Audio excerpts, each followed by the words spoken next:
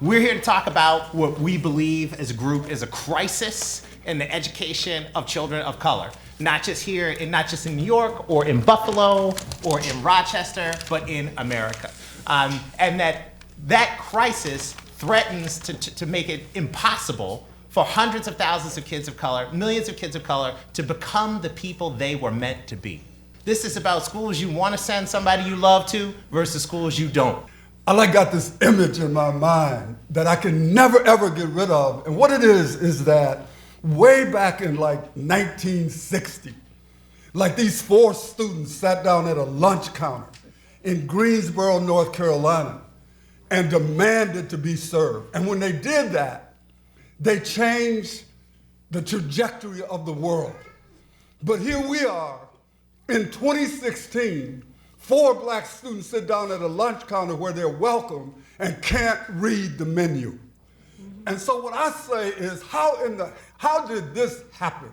The idea that somebody know that we should take the time to fix traditional education while our kids wait, for you to fix traditional education, to me is mind-boggling.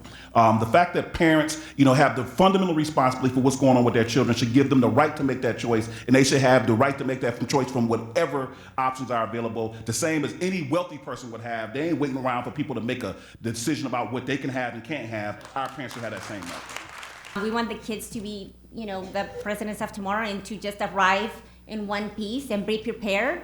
Then we have to start, treating charter schools as part of the educational options that parents want, not a distraction from district schools. Right, when we talk about choice, oftentimes our parents are not interested in the charter versus district fight. They're really thinking about their own child and how they can access quality schools for their own child, whether that's a quality charter school, a quality district school, or a quality private school.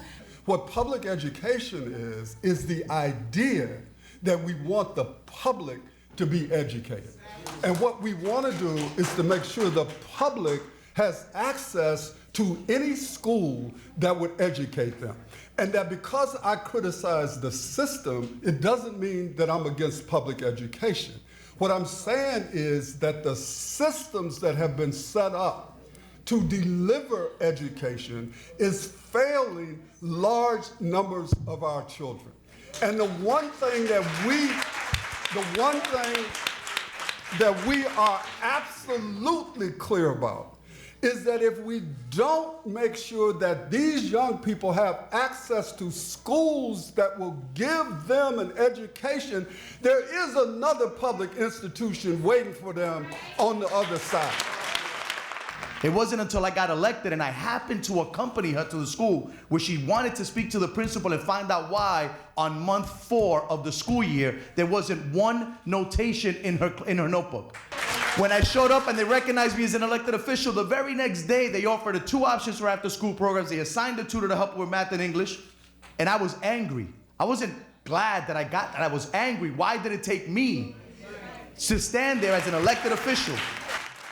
And all those things that we know may be missing in the communities where charters continue to invest, because there is a need, there is a disparity, there is a difference in the quality and the level of education. A lot of elected officials are doing a lot of fighting to try to pass bills, but they don't have the backup by the community.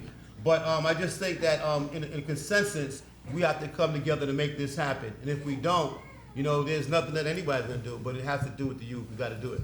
And you don't have to have a big fancy title to be an advocate. You don't have to sit up on a congressional hearing to be an advocate. And in the world that we live in today, if you make a video and post it on YouTube, you could get 1 view or you could get 1 million views. And that's a powerful advocacy space, because that didn't exist for the generations before you. But you have access to instant advocacy in social media.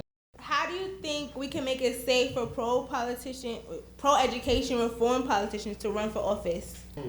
So I think the way we do it is all of us working together to support those leaders who are going to fight for all of our babies, right? And education reform isn't just about charters or choice options, about every school, as has been said repeatedly, serving our children at the highest level. I have 91 schools in my district, 10 of which are listed on the struggling and failing list. No district has more than that. I'm owed the most money of any district in the state for financial aid that is needed right there. So when we talk about why I need change because those kids don't have time for me to wait.